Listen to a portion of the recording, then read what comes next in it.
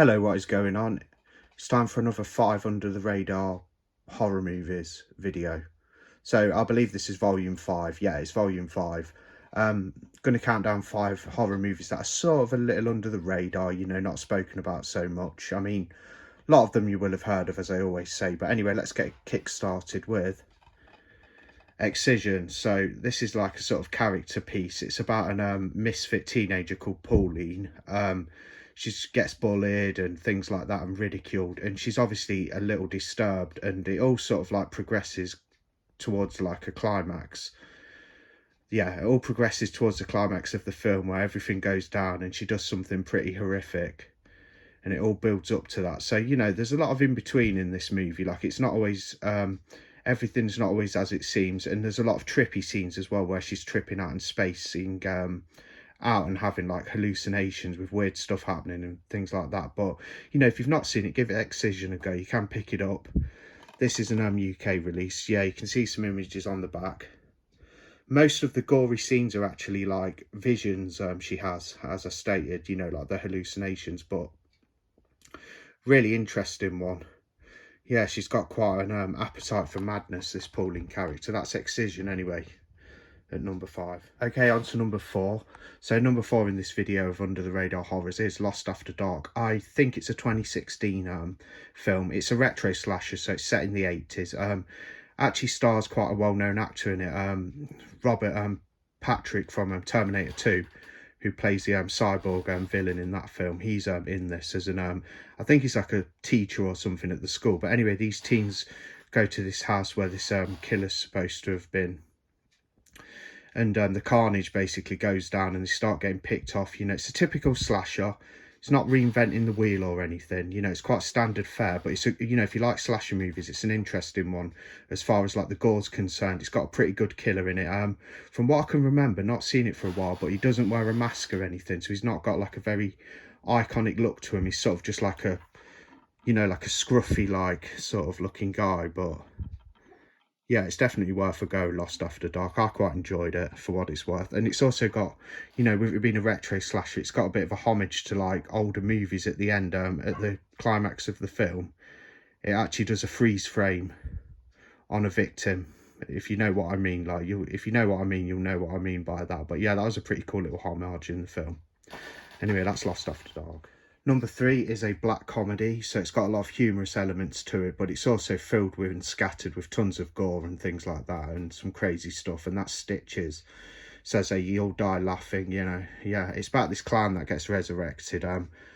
After I won't give it away too much, but after an incident that takes place in the guy's past, this clown has a bad you know, like something bad happens to him. He has a bad experience, and he gets resurrected, and it's all to do with his nose. He uses his nose as a tool to like lure in victims. Like, there's one scene where he rolls the nose down the stairs and things, as the nose is detachable. But yeah, it's about this house party, and Stitches shows up. He rocks up and starts killing off all the teenagers and things. But yeah, it's really fun.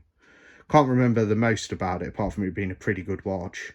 Again, not seen it for quite a while. Need to get on this again. I should have perhaps watched some of these movies before I recommended them. But Stitches, it's a good like black comedy, a good horror comedy, filled with violence as well. It's definitely worth checking out. Yeah, number 2 in the countdown is the Bunnyman Massacre. Now, it's a series of films. There's 3 of them. There's the first one's called Bunnyman.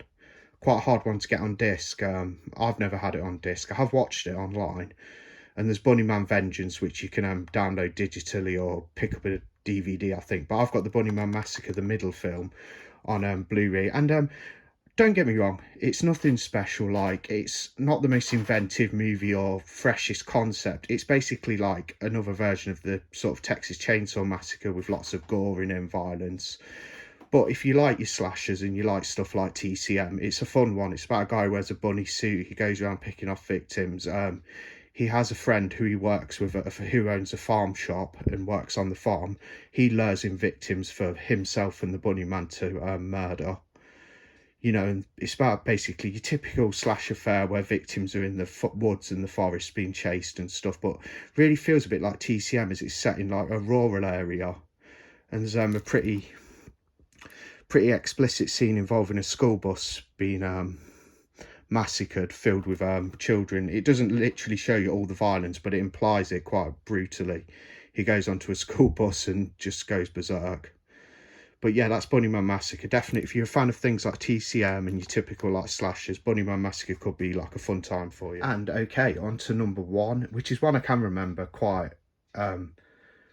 vividly because I watched it a couple of times, and that is Digging Up the Marrow. It's a mockumentary fan footage, so you've got to be into those films if you're up for this, but I think it's very authentic and fun.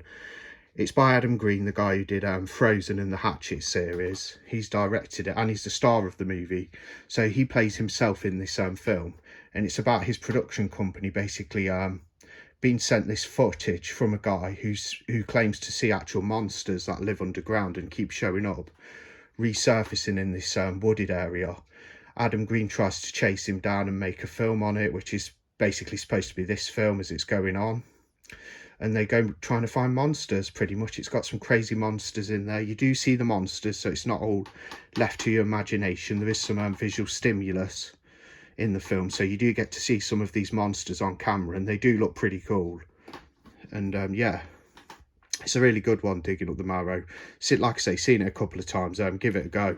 Don't think it has a UK DVD release. I don't think it has a Blu-ray over here because this is a region A, but I just had to pick up the Blu-ray, and I got it at a good price as well. I imported it at a good price, but that's Digging Up the Marrow. Yeah, if you like fan footage mockumentaries, Digging Up the Marrow really is worth your time, I'd say. And it's probably out of these 5 that I've shown in this video, Digging Up the Marrow is definitely my favourite, and it's probably the most interesting one.